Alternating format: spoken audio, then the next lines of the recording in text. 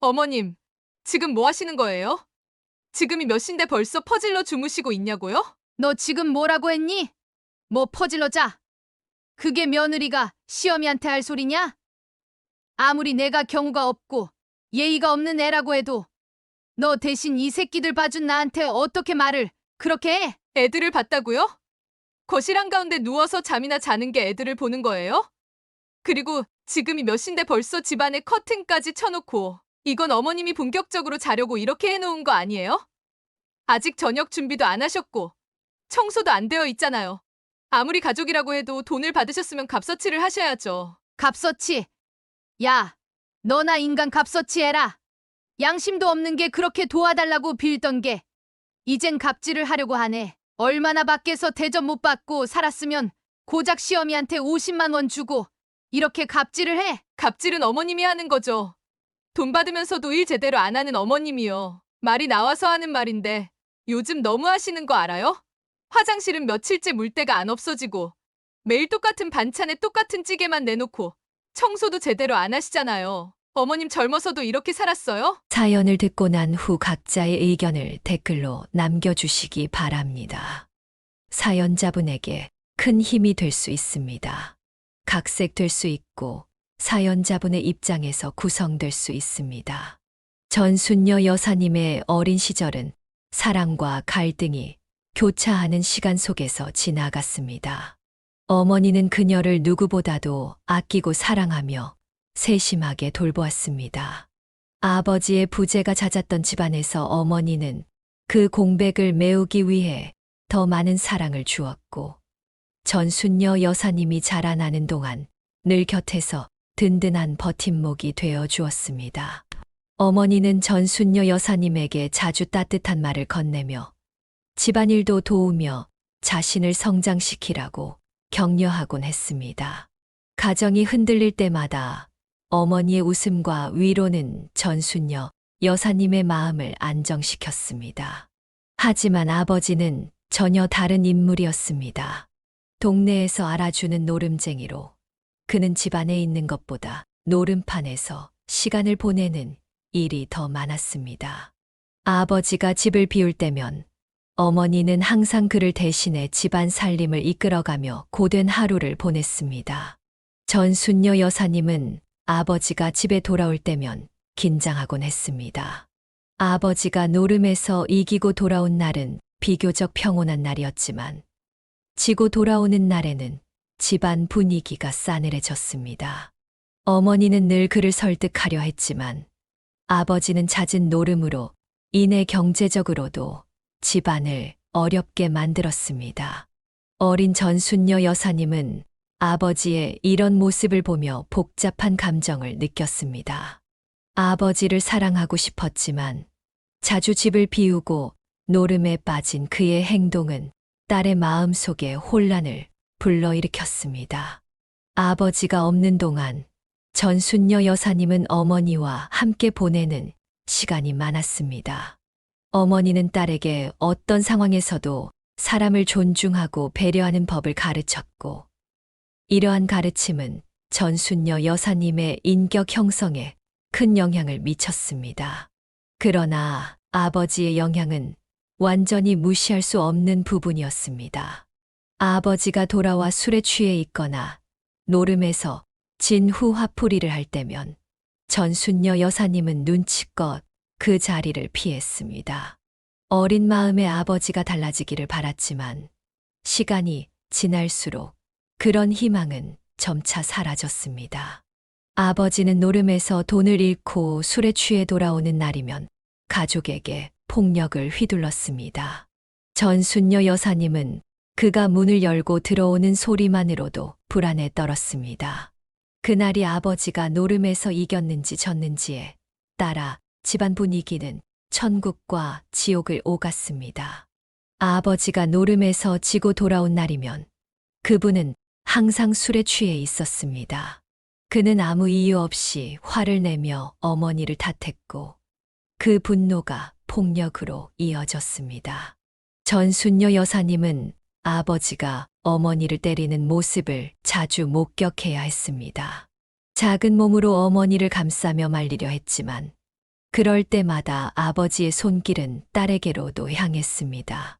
그 순간 전순녀 여사님은 자신의 힘으로는 이 상황을 벗어날 수 없다는 절망감에 빠졌습니다. 아버지의 폭력은 단순한 분노 표출이 아니었습니다. 그는 술에 취해 이성을 잃고 자주 어머니와 전순녀 여사님을 때리며 자신의 패배를 가족에게 전가했습니다. 어머니는 딸을 지키기 위해 어떻게든 폭력을 감수하며 버텼지만 그 과정에서 전순녀 여사님의 마음은 깊은 상처로 얼룩졌습니다. 그럼에도 불구하고 어머니는 딸에게 희망을 주려 했습니다. 그녀는 전순녀 여사님에게 어떤 어려움이 있어도 포기하지 말라고 말하며 사랑과 따뜻함으로 그 모든 고통을 감싸주려 애썼습니다. 전순녀 여사님은 어린 시절부터 폭력의 무서움을 몸소 겪었고 어머니와 함께 아버지의 분노와 폭력에서 벗어나려 했지만 늘 실패로 돌아갔습니다. 그럴 때마다 어머니는 딸을 품에 안고 조용히 위로하며 이 시련을 함께 견뎌냈습니다. 대신 그녀는 어머니의 강인함을 보고 배웠습니다. 어머니는 힘든 상황에서도 좌절하지 않고 꿋꿋하게 가정을 지키려 했습니다. 전순녀 여사님은 어린 시절부터 집안 사정을 잘 알고 있었고 그로 인해 일찍 철이 들었습니다. 또래 친구들처럼 자유롭게 놀 수 없었고 가정의 무게를 어깨에 짊어져야 했습니다. 아버지의 잦은 부재와 그로 인한 가정의 불안정은 그녀를 더 성숙하게 만들었습니다. 어머니가 힘들어할 때마다 그녀는 묵묵히 곁에서 도왔고 학교에서는 언제나 모범적인 아이로 인정받았습니다. 그녀는 종종 아버지의 부재로 인해 상처를 받았지만 어머니의 따뜻한 사랑과 헌신 덕분에 무너지지 않았습니다. 어려운 환경 속에서도 어머니는 딸에게 희망을 잃지 않도록 끊임없이 응원했고 이는 전순녀 여사님의 성장 과정에서 큰 원동력이 되었습니다. 전순녀 여사님은 불우한 어린 시절을 마치고 고등학교를 졸업하자마자 집을 떠나 독립을 결심했습니다. 아버지의 폭력과 가정의 불안정함 속에서 더 이상 머물 수 없다는 결심이 그녀를 단단하게 만들었습니다. 그녀는 자유롭고 평화로운 삶을 위해 스스로 길을 개척해야 했습니다. 어린 시절부터 일찍 철이 든 그녀는 혼자 살아가기 위해 다양한 일에 뛰어들었습니다. 공장에서 일하기도 하고 가게에서 아르바이트를 하며 생계를 유지했습니다. 때로는 밤늦게까지 일하면서도 꿈을 잃지 않았습니다. 전순녀 여사님은 그 힘든 시간 속에서도 자신의 삶을 스스로 책임지려 노력했습니다. 일을 하면서도 사람들과의 관계에서 배우고 삶의 소소한 행복을 찾아가려 했습니다. 고생이 많았지만 그 과정에서 자신을 단단히 세우는 법을 배웠습니다. 그러던 중 그녀는 지금의 남편을 만났습니다. 그는 그녀가 겪어온 고난을 이해하고 그녀에게 안정감과 따뜻함을 주는 사람이었습니다. 전순녀 여사님은 그를 통해 오랫동안 느껴보지 못한 안정을 느꼈고 두 사람은 서로에게 의지하며 함께 새로운 삶을 시작하게 되었습니다. 전순녀 여사님과 남편의 행복했던 순간들은 그녀의 인생에서 따뜻한 빛으로 남아 있습니다. 둘은 서로의 삶에서 결핍되었던 것들을 채워주며 함께 성장해 나갔습니다. 남편은 그녀에게 안정과 위로를 주었고 전순녀 여사님은 그에게 믿음과 헌신으로 답했습니다. 그들이 처음으로 함께 살 집을 마련했을 때 그녀는 자신의 작은 꿈이 현실이 된 듯한 기쁨을 느꼈습니다. 남편과 함께 작은 집을 꾸미고 서로의 취향을 반영한 소소한 가구들을 하나하나 채워나가며 그들은 단란한 가정을 이루었습니다. 둘은 하루하루를 서로의 곁에서 기쁨과 행복을 나누었고 특히 첫 아들을 임신했을 때 그 기쁨이 배가 되었습니다. 그날 남편은 전순녀 여사님의 손을 꼭 잡고 말했습니다. 당신과 우리 아들 덕분에 내 인생이 더없이 행복해졌어. 전순녀 여사님은 그 말이 가슴 깊이 와닿았습니다. 그 순간 그녀는 자신이 살아온 불우한 과거가 더 이상 마음속에 어두운 그림자가 아니라 이제는 사랑하는 사람들과 함께하는 현재가 그 모든 고통을 덮을 수 있다는 것을 느꼈습니다. 그러나 그런 행복도 잠시 전순녀 여사님 인생에서 가장 큰 고난은 바로 남편을 만난 것이라고 생각했습니다. 물론 처음부터 문제가 있던 것은 아니었습니다.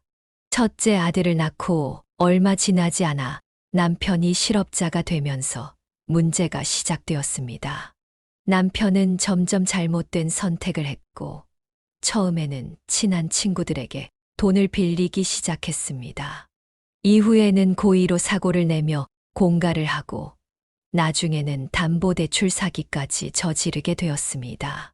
결국 그녀가 셋째를 가졌을 때쯤 남편은 징역을 살게 되었습니다. 남편이 감옥에 있는 동안에도 남편에게 사기를 당한 사람들이 집에 찾아와 그녀와 가족들을 괴롭혔습니다. 죄인 가족이 무슨 할 말이 있겠습니까? 전순녀 여사와 아이들은 남편의 사기 행위에 대해 아무것도 몰랐지만 피해자들 앞에서 억울함을 호소할 염치는 없었습니다. 남편은 결국 감옥에서 죄값을 치르고 있다가 갑자기 출소를 하게 되었습니다. 그동안 앓고 있던 오렌지병이 문제가 되어 시한부 인생이 되었습니다. 그러다 얼마 살지 못하고 세상을 떠났습니다. 사랑했던 사람, 그리고 아들들의 아버지가 범죄자가 되었다는 사실을 받아들이는 것은 결코 쉬운 일이 아니었습니다. 남편으로 인해 수십 명의 피해자가 생겼지만 무엇보다 그녀와 아들들이 입은 피해는 금전적인 문제를 넘어서는 것이었습니다. 첫째 아들은 특히 큰 충격을 받았습니다. 남편의 문제는 첫째 아들이 초등학교에 다닐 때부터 시작되었는데 남편이 학교, 친구들의 부모에게까지 돈을 빌리며 사기를 쳤기 때문에 첫째 아들은 사기꾼 아들이라는 낙인이 찍혔고 학교에서 심한 따돌림을 당했습니다. 그 따돌림은 중학교에 이르기까지 이어졌습니다. 아들은 본인의 잘못이 아님에도 불구하고 몇 년간 범죄자의 아들로서 살아가야 했고 세상과 그녀에게 마음을 닫아버렸습니다. 전순녀 여사는 어떻게든 아들에게 도움이 되고 싶었지만 엄마로서 그녀의 역할이 충분하지 못했던 것 같았습니다. 결국 아들은 가출을 했고 그녀는 시내를 미친 듯이 뒤졌습니다. 그러다 가출한 지 3일째 되던 날 경찰서에서 전화가 왔습니다. 아들이 늦은 밤 술에 취한 행인의 지갑을 소매치기 하려다 미수에 그쳐 경찰서에 잡혀갔다는 소식이었습니다. 그녀는 잠옷 차림으로 경찰서로 달려갔고 그곳에서 고개를 푹 숙이고 앉아있는 아들의 뒷모습을 보며 그저 눈을 감고 깨어나고 싶지 않았습니다. 경찰의 설명에 따르면 아들이 돈이 떨어져 술에 취한 상태에서 길을 걷던 행인의 지갑에 손을 댔다고 했습니다. 다행히 아들은 15살에 불과했기에 훈방 조치로 풀려났지만 집으로 돌아오는 길에서 그녀는 무거운 마음으로 아들에게 말했습니다. 너 어쩌려고 이러니? 그 인간 아들인 걸 끔찍하게 생각하고 가족이 괴로워하는 걸 보면서도 어떻게 남의 돈에 손을 대려고 해? 호영아, 너 남의 지갑에 손을 댄 순간 너도 그 인간과 다를 게 없다는 걸 모르니? 엄마가 너 힘든 거 너무 잘 아는데 이렇게 살면 어떻게 하겠니? 그 인간의 그림자에 얽매여서 살겠다고? 전순녀 여사는 감정에 북받쳐 차도로 뛰어들었고 그 순간을 지금도 후회하고 있었습니다.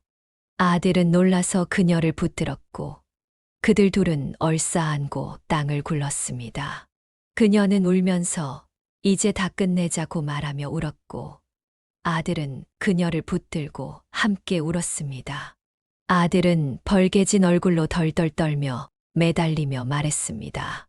엄마, 엄마 잘못했어요. 다시는 안 그럴게요. 다시는 남의 물건에 손 안 대고, 다시는 엄마 속 안 썩일게요. 엄마 정말 죄송해요. 제가 잘못했어요. 그녀는 아들을 껴안으며 말했습니다.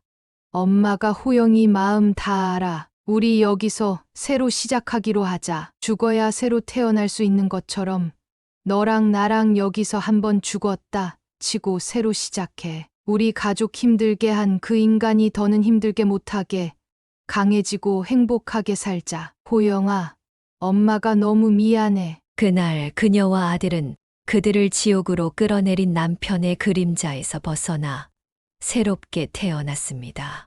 지방 생활을 정리하고 무리를 해서 서울로 이사를 했습니다.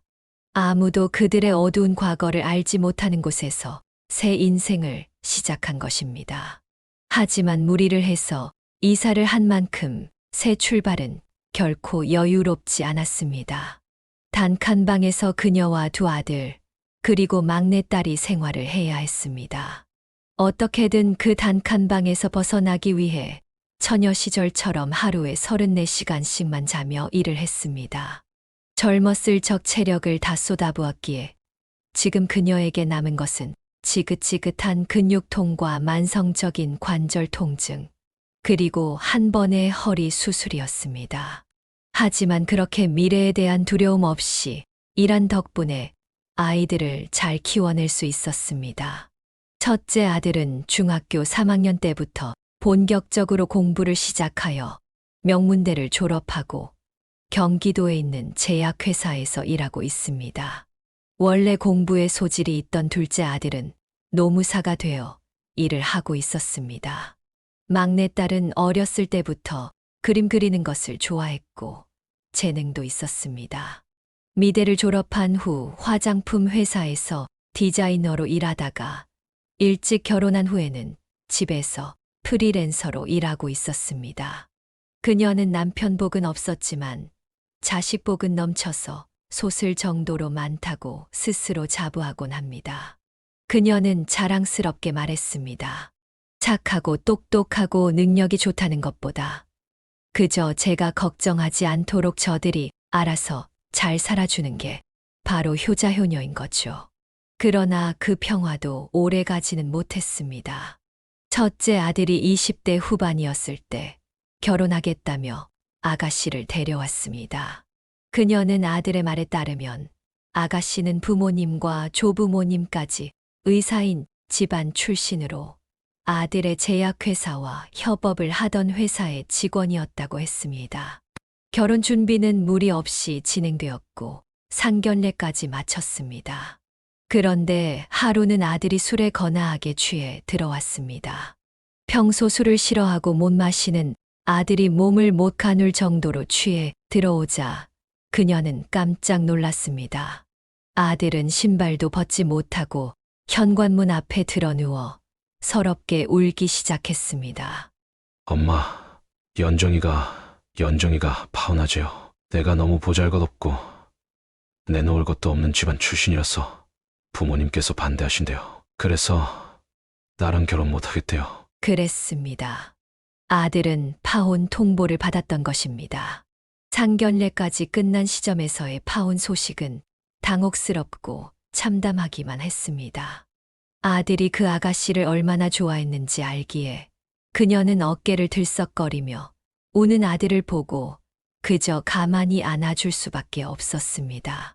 아들은 말을 잇지 못하며 울었고 그녀는 아들의 등을 토닥이며 말했습니다. 수준 안 맞는 상대랑 결혼하면 문제가 많다고 했대. 내가 진짜 이 정도로 살려고 얼마나 노력을 했는데, 얼마나 힘들게 살았는데. 맞아.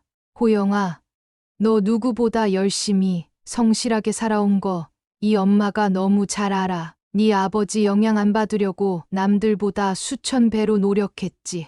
호영아, 엄마는 그런 네가 그 집안이랑 가족이 안 돼서 오히려 다행스럽다. 그저 출신 집안 문제로 결혼 반대하는 그런 인간들이랑 엮여봤자 좋을 게 뭐가 있겠니? 그 인간들이 네 본질을 봤으면, 내 아들 사람 됨됨이를 파악했으면 절대로 결혼 반대하는 소리 못했을 거야. 다행이다. 차라리 잘 됐어. 내 아들 진가를 모르는 그런 인간들한테는 나도 내 아들 못 줘. 호영아, 네가 아까워. 엄마한테는 호영이 네가 제일이야. 엄마는 누구를 데려와도 너 상대로는 부족해. 그러니까 눈물 흘릴 가치도 없는 인간들 때문에 힘들고 괴로워하지 마. 그녀의 위로에도 불구하고 아들은 거의 1년 동안 파혼의 상처로 힘들어했습니다. 일에만 몰두하며 거의 아무것도 모른 척 살았던 것 같았습니다. 다행히 시간이 약이 되어 점차 상처는 아물었고 아들은 자주 외출하며 본인을 다잡는 듯 했습니다. 그러나 여전히 누군가를 만날 준비가 되지 않았는지 연애를 하지는 않았습니다. 그녀가 슬쩍 맞선 이야기를 꺼내면 아들은 조용히 고개를 저었을 뿐이었습니다. 하지만 그렇게 그리워한 봄도 때가 되면 돌아오는 법이었습니다. 아들에게도 다시 짝이 나타났습니다. 파혼 후 3년쯤 지났을 때 아들은 결혼할 여자가 있다고 말했습니다.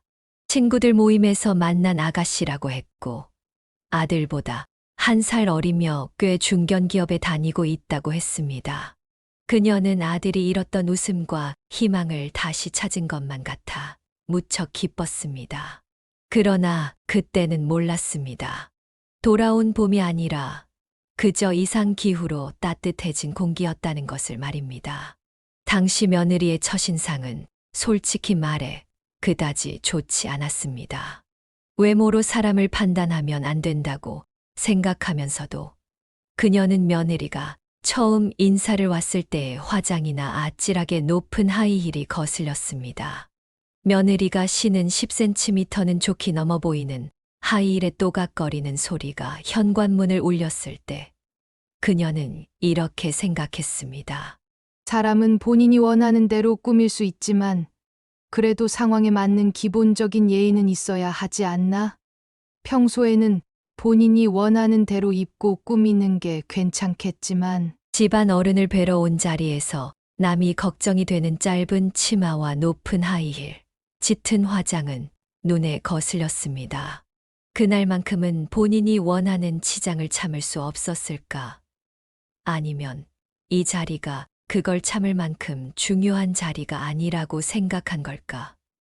그녀는 아쉬움이 들었지만 파혼의 아픔을 겪은 아들을 구해준 며느리라고 생각하니 그런 아쉬움도 이해할 수 있었습니다. 그리고 무엇보다 며느리가 결혼 전 임신까지 했다는 사실이 컸습니다. 찾아온 축복은 다 이유가 있는 법 아니겠습니까? 아들이 좋다고 하고 또 뱃속에 새로운 가족까지 품고 있으니 그녀는 기쁜 마음으로 며느리를 가족으로 받아들였습니다. 하지만 아무리 며느리가 고마운 존재라고 생각했어도 넘어갈 수 없는 일이 생겼습니다. 상견례 날 사부인은 식사가 끝나갈 무렵 가방에서 작은 쪽지 하나를 꺼내더니 이렇게 말했습니다. 사돈도 딸이 있는 입장에서 하나뿐인 딸 시집 보내는 마음 잘 아시리라 믿습니다. 그녀는 고개를 끄덕이며 말했습니다. 그럼요. 저도 우리 주연이 보낼 때 참 많이 울었어요. 가서 사랑만 받으며 잘 살까 하고요. 사부인은 미소를 지으며 쪽지를 건넸습니다. 그럼 얘기하기가 수월하겠네요. 제가 어제 급하게나마 사돈과 우리 김서방에게 결혼 후 꼭 지켜야 할 사항을 정리해 왔어요. 사부인은 들고 있던 쪽지를 펼치더니 세상 진지한 얼굴로 읊기 시작했습니다. 첫째, 절대로 무슨 일이 있어도 우리 민영이 시집살이 시키지 말 것. 요새 세상이 어떤 세상인데 시어머니가 며느리를 못 살게 굴겠어요? 안 그렇습니까, 사돈? 그리고 두 번째, 아무리 먹고 살기 힘들어도 용돈 요구하지 말 것. 참 촌스러운 짓이죠. 사돈도 이제 60대뿐이 안 되셨잖아요. 한창 일할 나이에 그저 부모라고 자식한테 손 벌리면 안 되죠. 그리고 세 번째, 폭언, 욕설, 가스라이팅 하지 말 것. 그녀는 고개를 갸웃거리며 말했습니다. 가스라이팅은 심리학적 용어인데 사부인이 설명하려던 걸 그녀가 끊었습니다. 가스라이팅은 심리학적 용어가 아니라 엄밀히 말하면 문학적 용어입니다. 사부인, 저도 그게 뭔지 알고 있어요. 차라리 세뇌라고 하시는 게 어떻겠나요? 사부인은 잠시 당황한 듯 했지만 이내 웃으며 대답했습니다. 어머, 그런가요? 아무튼 그럼 네 번째, 명절에 괜히 애 불러서 이것저것 시키지 않기. 요새 어느 집에서 명절에 아침부터 불러서 굳은 일 시키겠어요? 그냥 연휴는 연휴답게 보내는 게 좋죠. 그리고 마지막 다섯 번째, 이 중 하나라도 사돈과 김서방이 어길 시에는 깨끗하게 재산 분할하고 이혼을 한다. 어때요? 어렵지 않겠죠? 그녀는 그 자리에 앉아 사부인을 바라보며 속으로 침이라도 뱉고 아들을 끌고 나오고 싶었습니다. 하지만 그녀는 침착하게 말했습니다. 사부인, 제가 생각하기에 지금 세뇌를 하고 있는 건 사부인인 것 같네요. 아직 일어나지도 않은 일을 마치 이미 일어난 것처럼 말하고 계시잖아요. 저도 딸 가진 부모라서 사부인이 하시는 걱정을 모르는 건 아닙니다. 하지만 아무리 그래도 내 걱정을 쏟아놔서 이제 가족이 될 사람들을 불쾌하게 만들진 않았어요. 그저 내 자식의 선택을 믿고 앞으로 본인 스스로 꾸려나갈 일이니까 부모로서 지켜볼 뿐이죠. 자식은 늘 부모 눈에 애라고 하지만 이렇게 정성스럽게 적어와서 줄줄이 읽으면 듣고 있는 저 같은 부모의 마음이 어떻겠습니까? 그녀는 말을 이어갔습니다. 그런데 참 우스운 게 이렇게 딸을 아끼는 사람들이 딸이 결혼할 때는 아무것도 내놓지 않더라고요. 아, 하나 있네요. 거의 새거나 마찬가지라는 냉장고 하나가 말이죠. 아들은 그녀가 모아둔 1억이라는 돈과 자신의 돈에 대출을 조금 더해 24평짜리 신혼집을 마련할 수 있었습니다. 며느리는 국민 평수인 32평을 고집했지만 아들은 차차 넓혀가면 된다고 설득했습니다. 그러나 사돈네와 며느리가 가져온 혼수는 중고 냉장고 하나뿐이었습니다. 그녀는 속으로 생각했습니다. 있는 사람이 더 내면 되는 거라지만 너무 말과 행동이 다른 거 아닌가? 딸한테는 해서는 안 될 행동 강령까지 써오는 부모가 딸 결혼 때는 혼수로 중고 냉장고 하나만 내놓다니. 그녀는 쎄한 기운을 감지했습니다. 그래서 아들에게 말했습니다. 자식들 대학 가기 전까지는 절대로 집 명의를 공동 명의로 하지 말고 내 단독 명의로 해. 아들은 그녀가 걱정하는 것을 알고 있다며 안심시켰습니다. 그리고 덧붙였습니다. 엄마 민영이 친아버지가 아니라서 장모님이 경제권을 가지고 있지 않아서 그 눈치를 보느라 결혼 지원을 못 해줬대요. 이 말을 듣고 그녀는 한편으로 며느리가 안쓰러웠습니다. 결혼 전 우려했던 것과는 다르게 결혼 후 1년 정도는 별탈 없이 잘 살았습니다. 문제는 아들네가 첫째를 낳고 연년생으로 둘째를 낳은 후에 발생했습니다. 며느리는 원래 굉장히 외향적이고 밖에 나다니는 걸 좋아했습니다. 첫째를 임신했을 때도 막달의 무거운 몸을 이끌고 산책을 하고 사람을 만나러 다녔습니다. 그러나 둘째를 낳고 나니 거의 2년 동안 집에서 지내는 시간이 많아졌고 결국 산후 우울증이 찾아와 약을 먹으며 버티게 되었습니다. 그녀는 가서 도와주고 싶었지만 혹여 시어머니가 있으면 더 신경 쓰이고 스트레스를 받을까봐 망설였습니다. 그녀는 간간히 아들에게 며느리 상태를 물어보며 며느리가 좋아하는 꼬막 무침이나 양념게장, 창난젓 등을 챙겨서 아들네 집으로 보내곤 했습니다. 그러나 그저 멀리서 응원하는 것만으로는 충분하지 않다고 느꼈습니다. 어느 날 그녀는 아들에게 전화를 걸었고 아들은 지나가는 말로 며느리가 약을 먹으면 몸이 무거워지고 잠이 많아져 본인의 수면 시간이 더 줄었다고 말했습니다. 그녀는 그 이야기를 듣고 주말에 아들네 집을 찾아가기로 결심했습니다. 아들네 집에 들어섰을 때 그녀는 잠시 남의 집을 잘못 찾아온 줄 알았습니다. 처음 집 안에 발을 내디디는 순간부터 바닥이 끈적거려 양말이 들러붙었고 거실에는 벗어놓은 옷가지와 아기 용품들이 어지럽게 흩어져 있었습니다. 주방에서는 아들이 둘째 손주를 품에 안고 한 손으로 분유를 탄 젖병을 들고 나오고 있었습니다. 아들은 깡마른 모습으로 보였고, 그때 첫째 손주의 우는 소리가 들려왔습니다. 하지만 며느리는 어디에도 보이지 않았습니다. 그녀는 아들에게 물었습니다. 민영이는 어디 있니? 외출했어? 아들은 고개를 저으며 대답했습니다. 아니요. 방에 있어요. 자요, 지금. 그녀는 놀라서 물었습니다. 어머, 지금이 몇 시인데? 아직도 약 때문에 그러니? 아들은 잠시 머뭇거리다 대답했습니다. 약이 아니라 지금 술을 좀 마셨어요. 그래서 그래요. 그녀는 시계를 확인했습니다. 오전 11시가 막 지났을 때였습니다. 낮술도 아니고 거의 새벽에 술을 마시고 지금까지 잠들어 있다는 사실에 충격을 받았습니다. 그녀는 말을 마치자마자 안방으로 들어갔습니다. 아무리 우울증이라 해도 이건 아니라고 생각했습니다. 방 안에 들어서자 바닥에 퍼질러 자고 있는 며느리 옆에는 소주병 3개가 굴러다니고 있었습니다.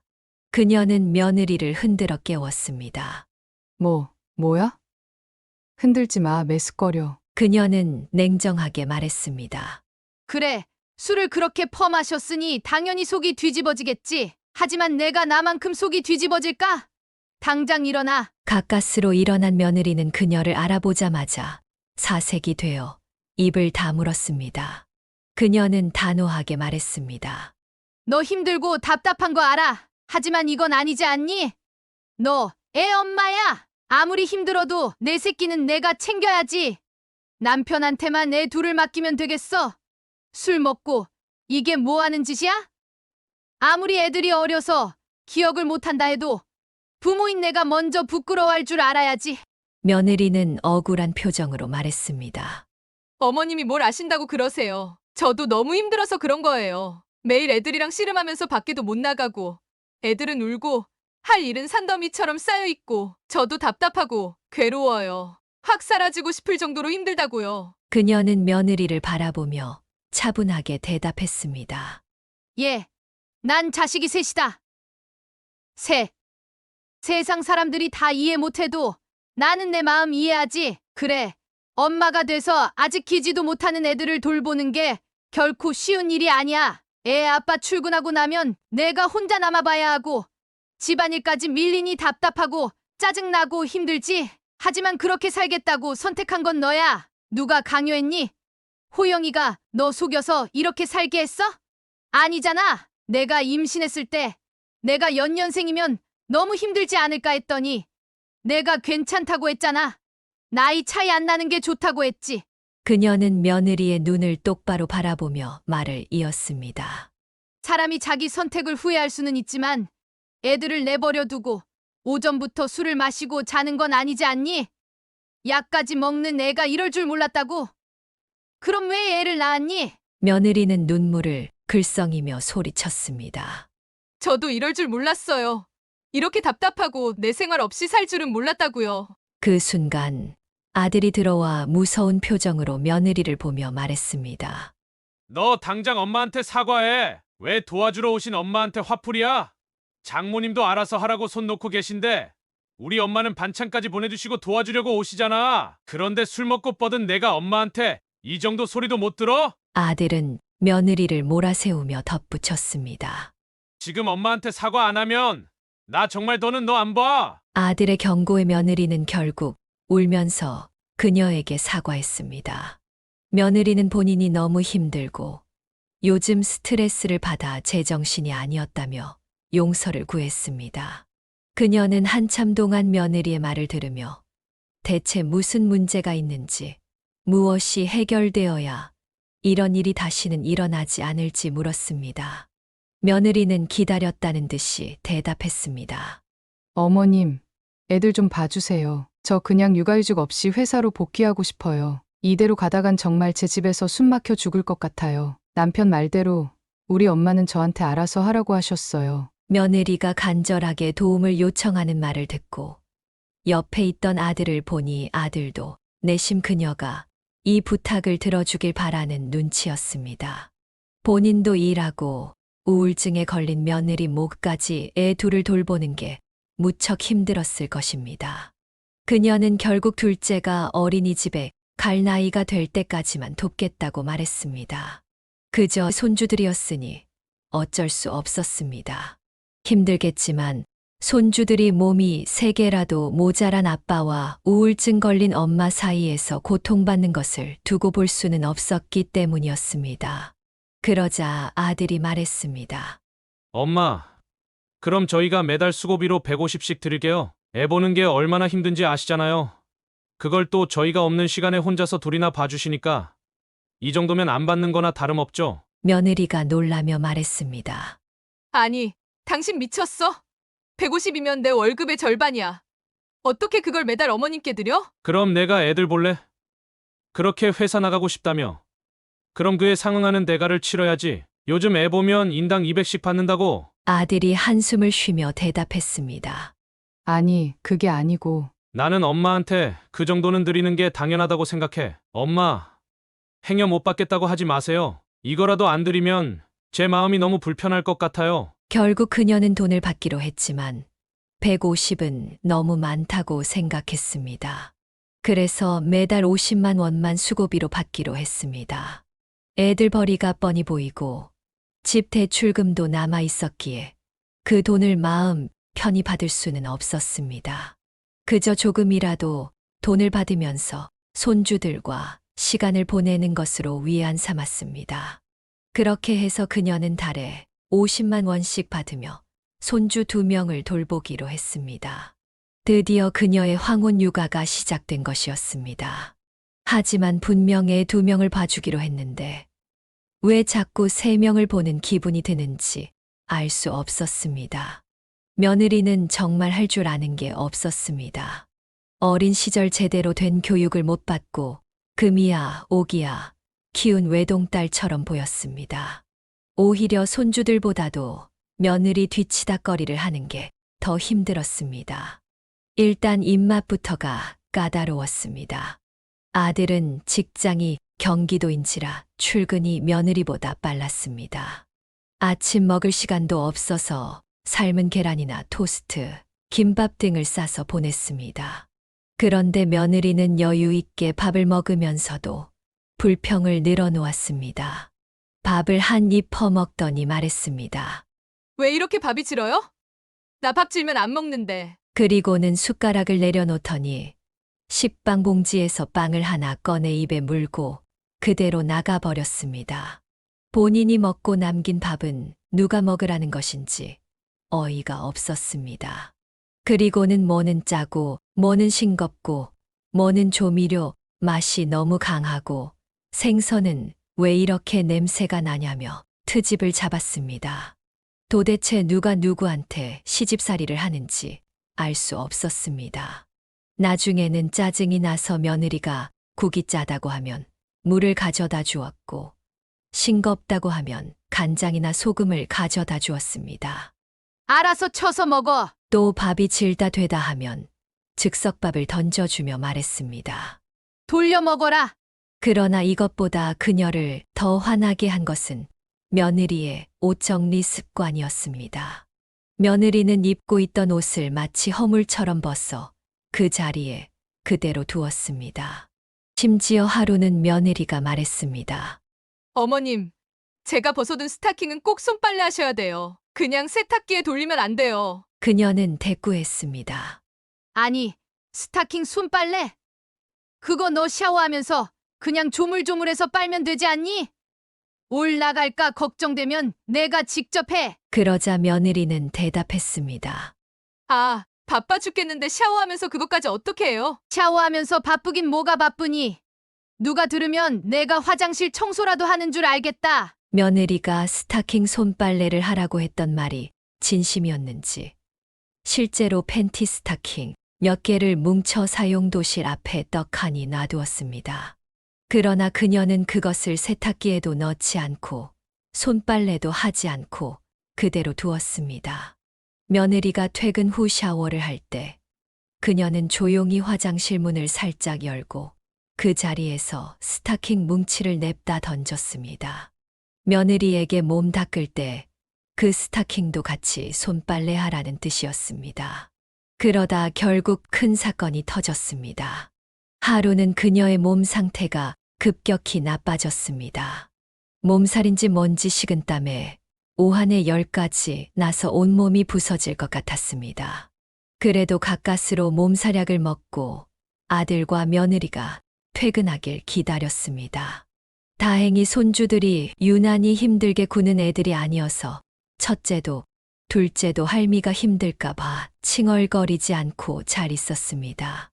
오후 3시쯤에 둘 다 낮잠을 자서 그녀도 잠시 곁에 누워 한숨 돌릴 겸 잠깐 눈을 붙였습니다. 몇 시간이 지났을까 잠결에 현관 도어락이 열리는 소리가 들리더니 누가 들어오는 소리가 났습니다. 며느리가 온 모양이라 생각했습니다.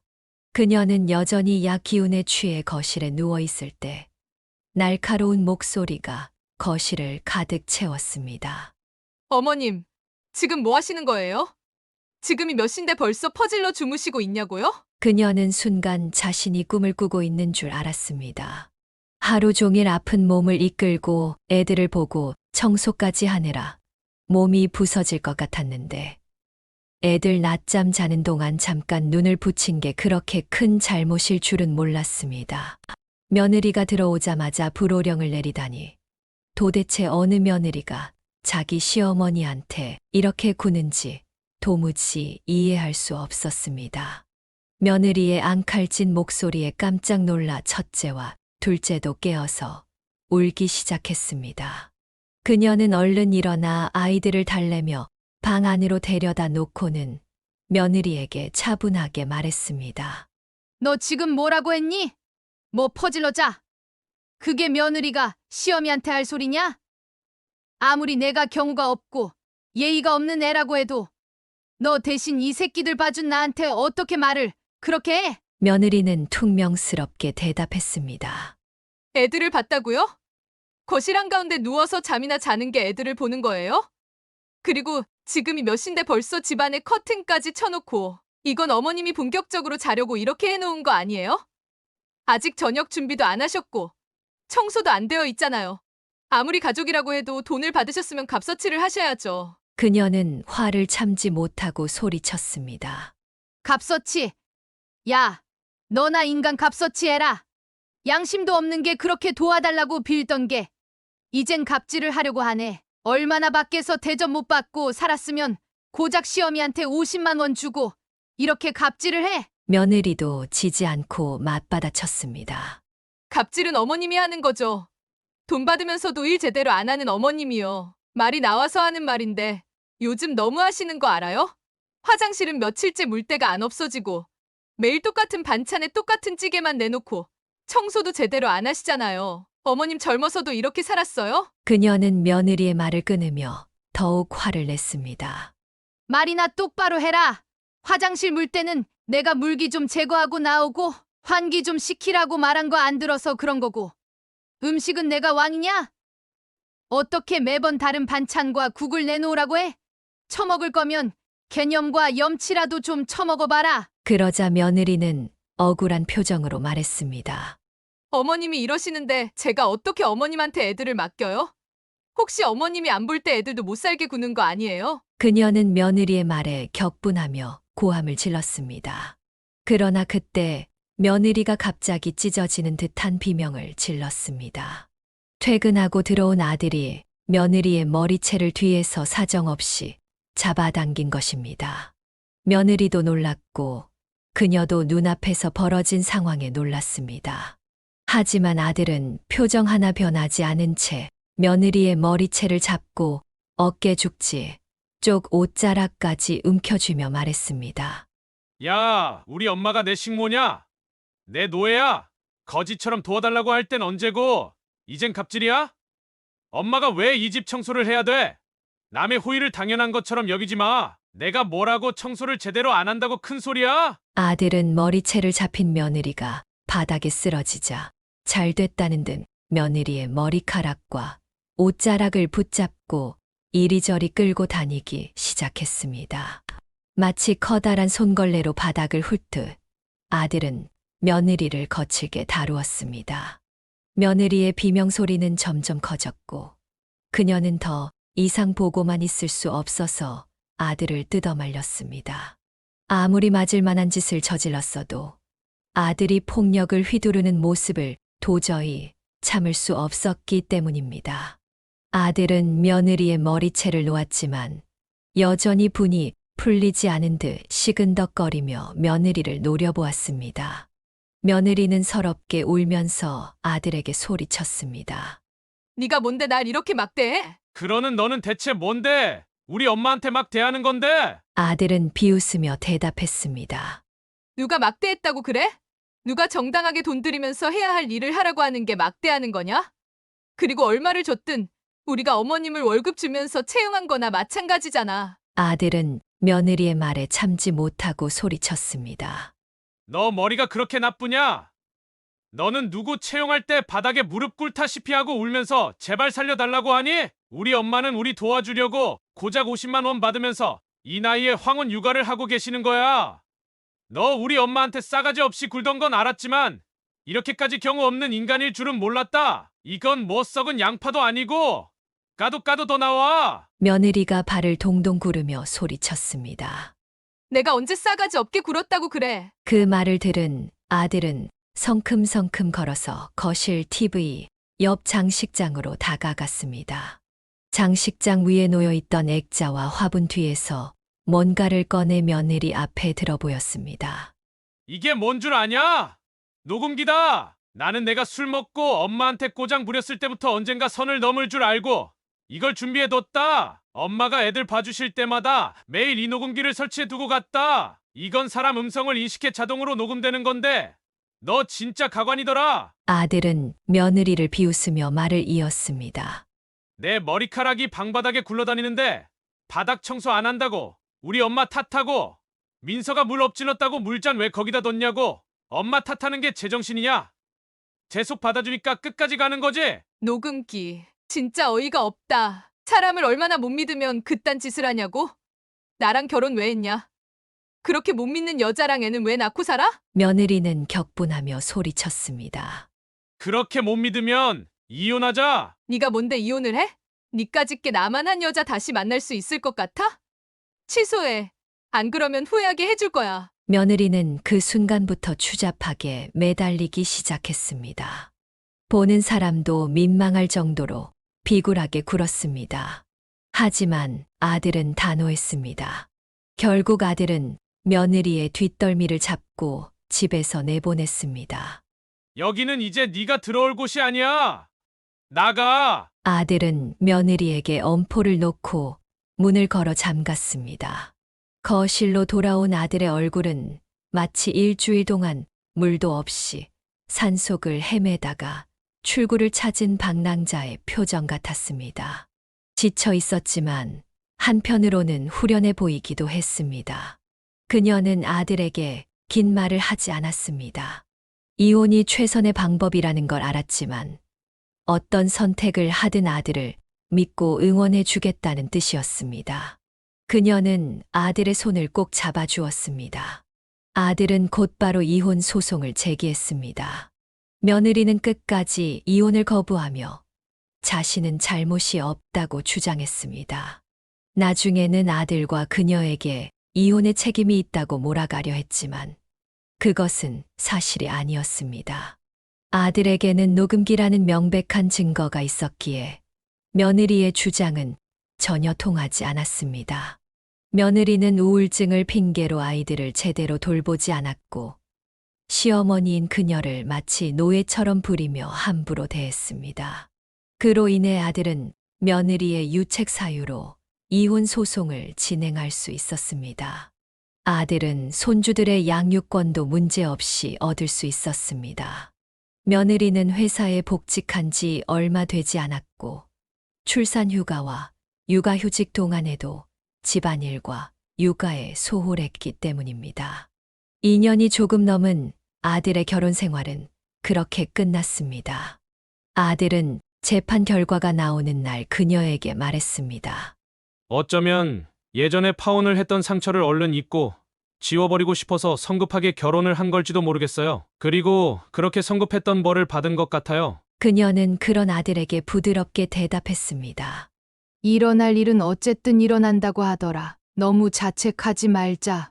호영아, 이렇게 될 거란 걸 어떻게 알았겠니? 앞으로 남은 인생에서 이런 후회를 안 하고 살 수 있도록 긍정적으로 생각하자. 만약 결혼을 안 했으면 우리 민서랑 희준이를 어떻게 만났겠니? 도저히 내 엄마 뱃속에서 나온 것 같지 않게 예쁘고 착한 우리 손주들 말이야. 호영아, 기억나니? 그날 갓길에서 엄마가 너한테 죽은 셈 치고 다시 태어나자고 했던 거. 이번 일은 다시 태어날 일도 아니야. 이혼이 뭐 별거니? 그냥 아닌 사람이라고 하고 뒤돌아서 남은 인생 잘 살면 되는 거야. 걱정하지 마라. 호영아, 너한테는 애들도 있고 동생들도 있고 이 엄마도 있는데 더 이상 필요할 게 뭐가 있고 걱정할 게 뭐가 있겠니? 그 후로 그녀는 아들과 함께 살기로 했습니다. 아들은 싱글데디가 되어 혹시라도 애들에게 마땅한 관심이나 사랑을 주지 못할까봐 잠도 줄이고 일도 줄여가면서 애들에게 헌신했습니다. 출근 전까지 아이들 얼굴을 한 번이라도 더 보고 기저귀를 갈아주고 퇴근 후에는 양쪽에 한 명씩 끼고 떨어지지 않았습니다. 예전에는 좋은 사람을 만나 좋은 가정을 꾸리려 했었던 아들은 이제는 그저 좋은 아빠, 좋은 아들이 되기에 집중하며 살고 있었습니다. 하지만 그녀의 이야기는 여기서 끝이 아니었습니다. 며느리였던 사람의 행패는 끝나지 않았습니다. 아들과 이혼한 지 3개월도 채 지나지 않아 며느리는 3살 어린 남자와 동거를 시작했습니다. 며느리 본인이 먼저 알려왔습니다. 심지어 그 남자와 약혼을 한다며 축하하러 오고 싶으면 오라고 초대까지 했습니다. 그녀는 이게 말이나 되는 건지 의심스러웠습니다. 처음엔 세대 차이인가 생각했습니다. 그런데 그 소식을 들은 막내딸은 분노했습니다. 미친 거 아니야? 여기가 무슨 헐리우드인 줄 알아? 가짜는 게 무슨 약혼식을 한다고 오라가라야? 딸의 말대로 며느리의 행동은 처음부터 끝까지 정상이 아니었습니다. 그리고 그것이 끝이 아니었습니다. 약혼식을 한다고 유난을 떤 지 1년도 채 되지 않아 며느리가 다시 아들에게 연락을 해왔습니다. 처음엔 그녀도 몰랐습니다. 어느 날 식탁 위에 있던 아들의 휴대폰이 계속 울리기에 그녀는 둘째를 재우던 아들에게 물었습니다. 얘, 이거 누구니? 누가 아까부터 쉬지 않고 전화를 해대는 거야? 아들이 잠시 망설이더니 말했습니다. 저요. 며칠 전부터 계속 전화를 해요. 그 약혼한 남자랑 헤어졌대요. 그 남자가 신혼집 전세금을 들고 잠수를 탔다고 도와달라고요. 그녀는 어이가 없었습니다. 이게 누굴 호구로 하는 건가? 왜 끝난 사람한테 동정을 구걸하는 거야? 하지만 아들은 넘어가지 않았습니다. 며느리가 애들이 보고 싶다고 연락했을 때도 아들은 단호했습니다. 엄마, 애들 절대 안 보여줘요. 그녀도 그 말에 동의했습니다. 고작 한 번도 양육비를 지급하지 않은 사람이 아이들 보겠다고 나선다니 있을 수 없는 일이었습니다. 그녀와 아들은 오히려 다행이라고 생각했습니다. 아이들이 어릴 때 엄마와 헤어진 것이 잘된 일이라고 말이죠. 그들은 전처가 계속 양육비를 지급하지 않으면 국가적으로 받을 방법을 찾아가기로 했습니다. 그렇게 전순녀 여사님과 아들은 아이들을 키우며 하루하루 행복하게 산다고 합니다. 여기까지가 전순녀 여사님의 사연이었습니다. 며느리를 호되게 응징한 전순녀 여사님이 인상 깊게 보입니다.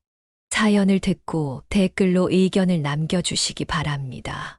사소한 의견일지라도 사연자분에게는 큰 힘이 됩니다.